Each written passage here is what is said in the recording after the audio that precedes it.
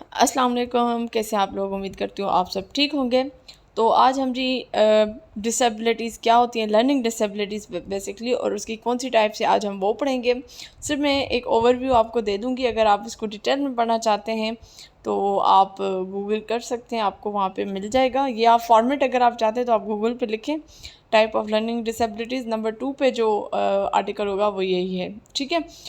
ये साइकोलॉजी जो हम पढ़ते हैं एजुकेशन में, वो उसमें ये उसके अंडर ये टॉपिक आता है। और बड़ा अहम टॉपिक है। हमें कुछ हम डिसेबिलिटीज़ की टाइप्स पढ़ेंगे जिनके नाम आपको पता होना ज़रूरी हैं।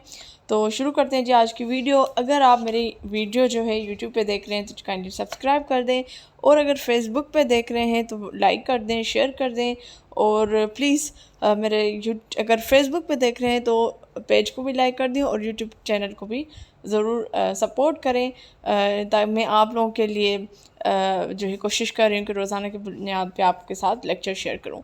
जी, तो स्टार्ट करते हैं लर्निंग डिसेबिलिटीज़ को।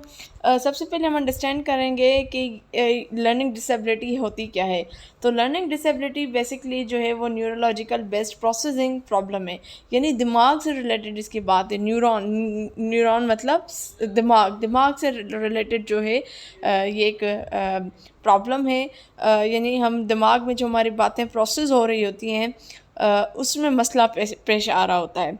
अब डिसेबिलिटी हम कहते हैं कि एक डिसेबिलिटी होती है वो जो आपके खुदा न खास्ता हाथ पाँव से मतलब जो माजूर होते हैं, लेकिन ये लर्निंग डिसेबिलिटी की बात हो रही है, ठीक है।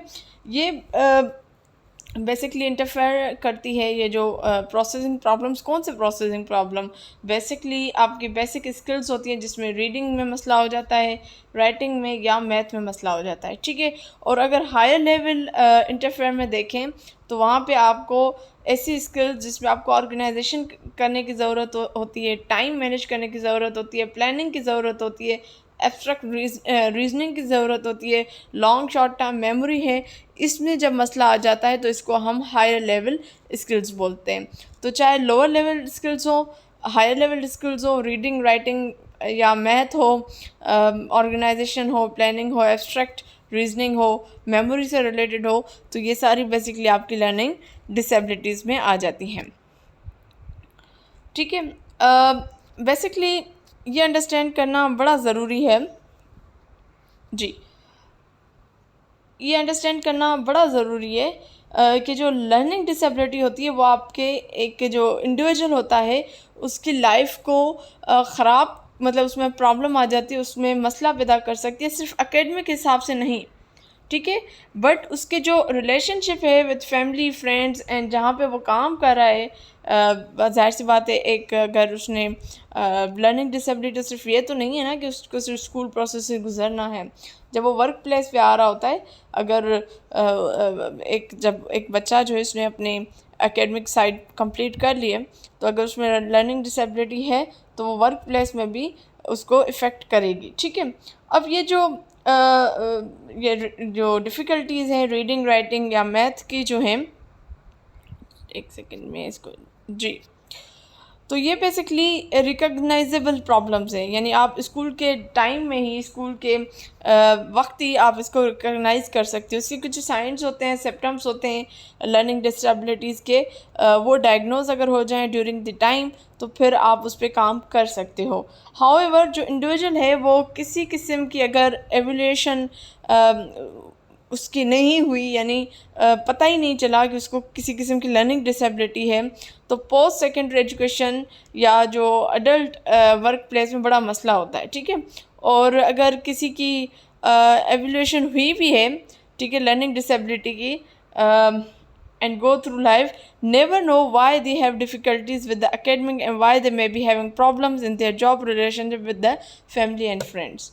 तो एवोल्यूशन करना बड़ा ज़रूरी है, इसलिए फिर एक टीचर को ये टाइप्स ऑफ लर्निंग डिसेबिलिटीज़ पढ़ाई जाती हैं ताकि वो एक बच्चे को हर तरीके से एनालाइज कर सकें।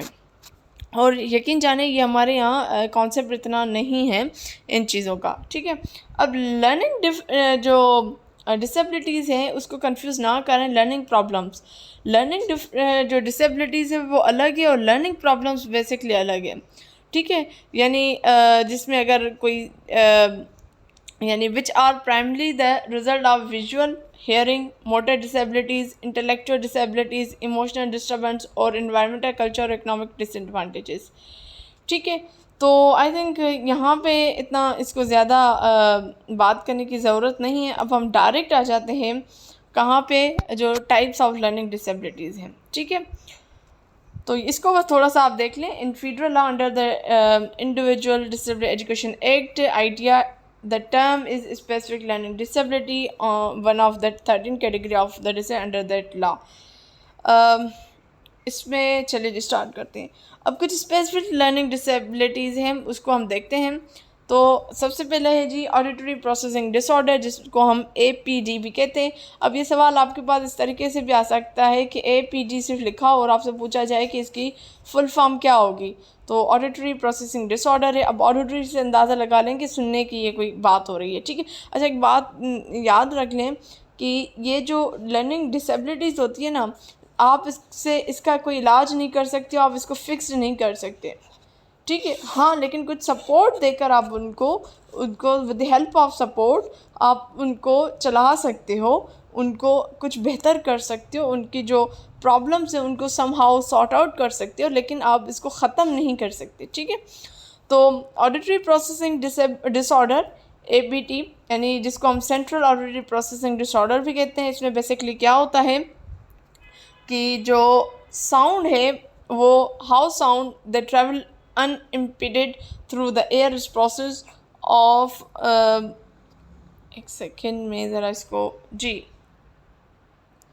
और इंटरप्रेटेड बाय द ब्रेन, यानी जो बच्चा है वो बेसिकली उसके दिमाग में जब वो साउंड जाती है तो वो प्रोसेस नहीं कर पा रहा होता।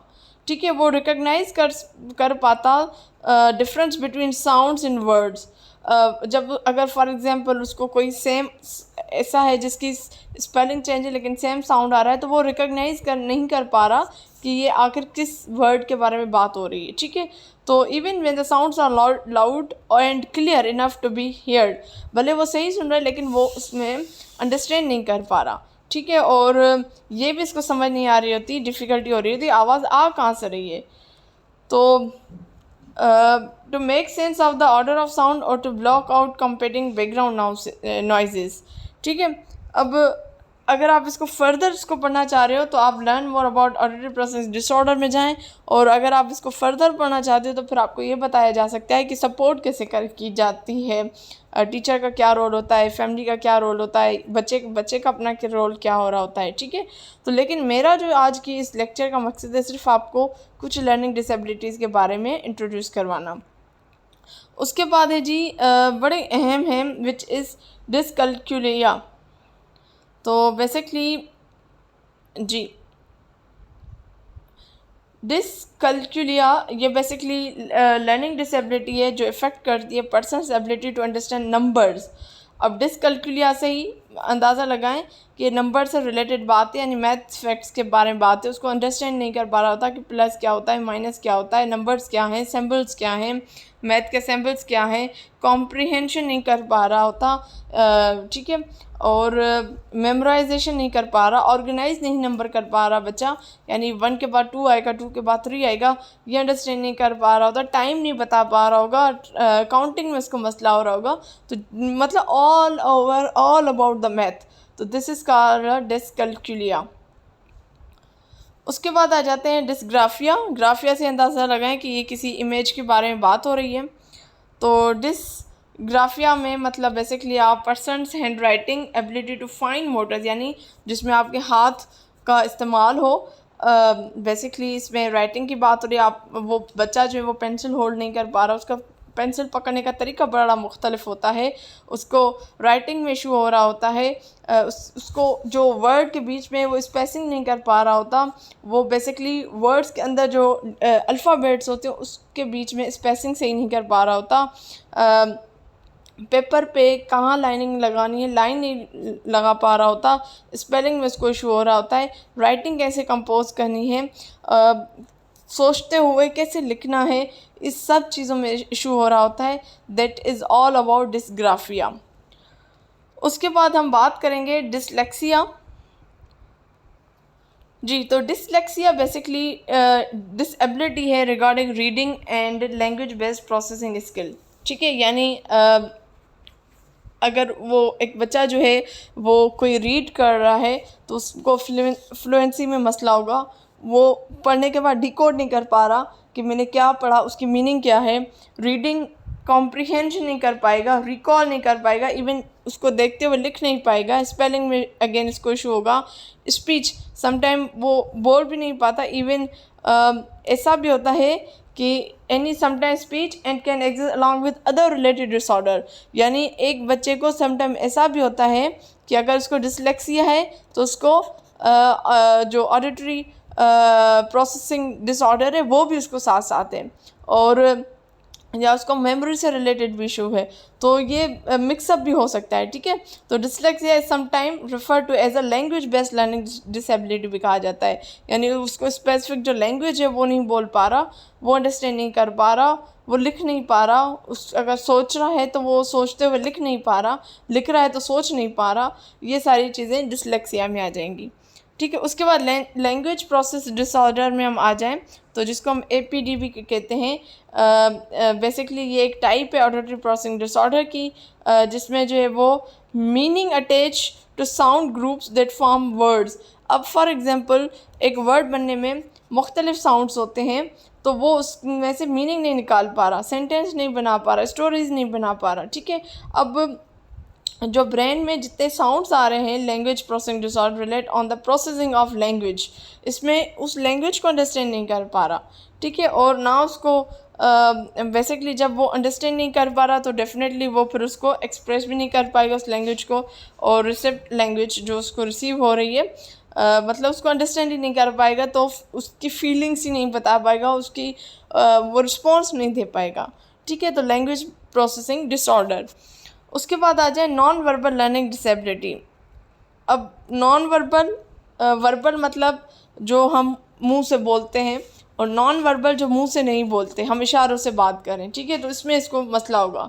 अब ये जो डिसेबिलिटी है वो characterized by significant discrepancy between higher verbal skills and weaker motor, visual, spatial and social skills। अब इसमें बेसिकली तजाद होता है जो हायर वर्बल स्किल्स हैं और जो weaker motor visual and social skills हैं। अब इसमें बेसिकली जो इंडिविजुअल है वो basically non verbal learning disability को में इसको इशू होता है।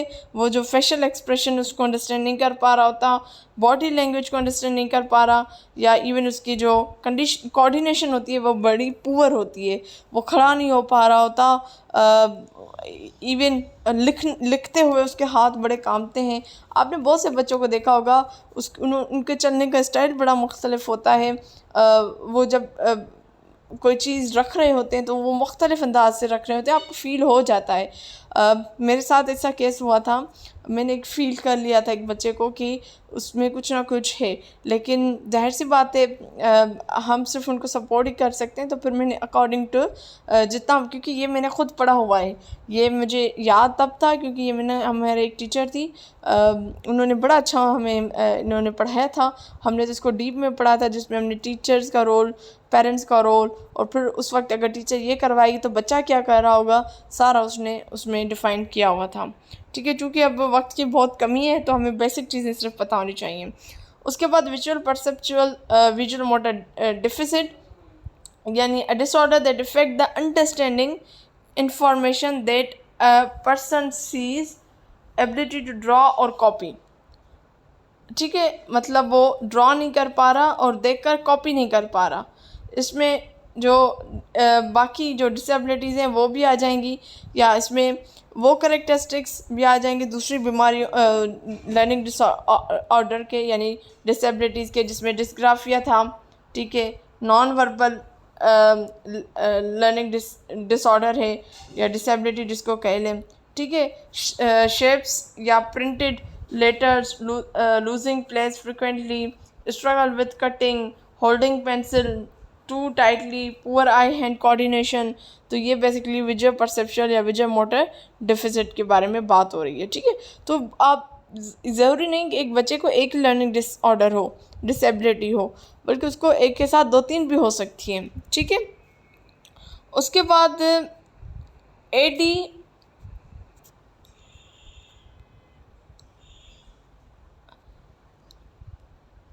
जी, तो उसके बाद हम बात करेंगे ADHD।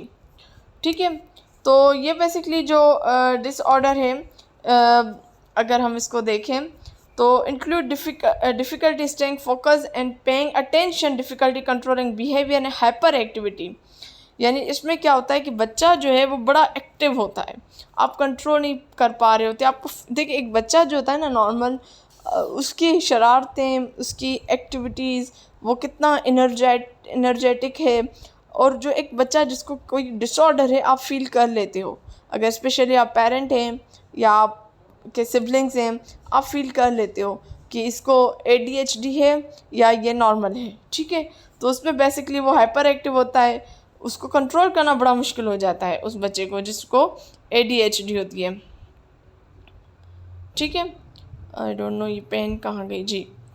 उसके बाद बेसिकली ADHD कोई लर्निंग डिसेबिलिटी नहीं है। रिसर्च इंडिकेट करती है कि 30 to 50% जो चाइल्ड है उसमें जिसको ADHD होती है, उसमें किसी न किस्म की लर्निंग डिसेबिलिटी होती है। ठीक है, the two condition can interact to make a learning extremely challenging.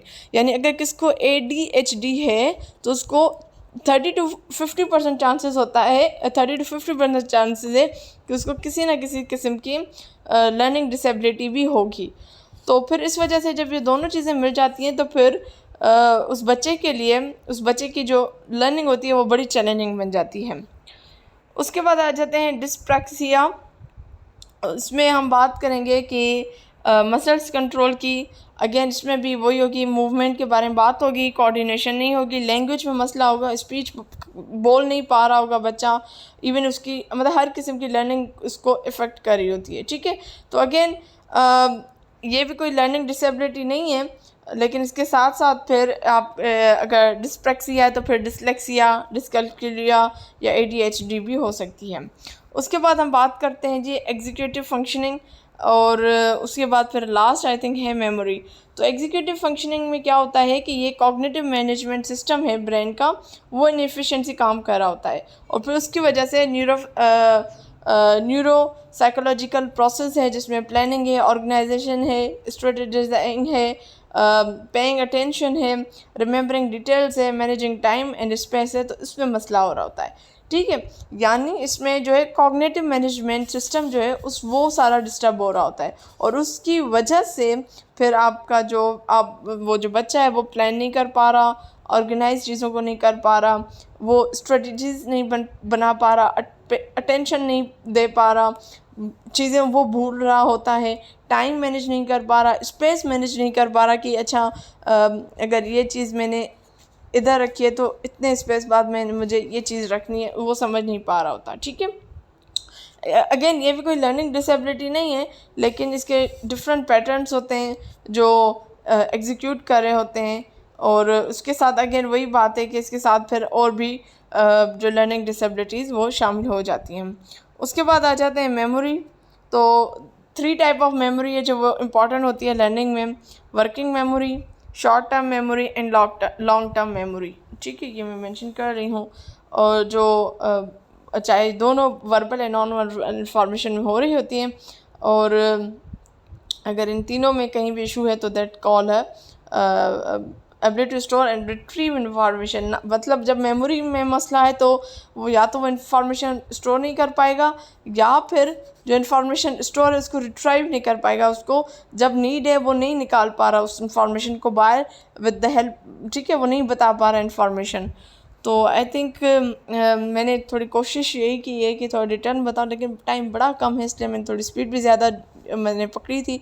मेरा मकसद था सिर्फ आपको ओवरव्यू देना। अगर आप इसको और डिटेल में पढ़ना चाहते हैं तो आप ज़रूर पढ़ें, और कमेंट सेक्शन में ज़रूर कमेंट कीजिएगा। इंशाल्लाह हाज़िर होंगे नेक्स्ट वीडियो में, तब तक मुझे दीजिए इजाज़त। अल्लाह हाफ़िज़।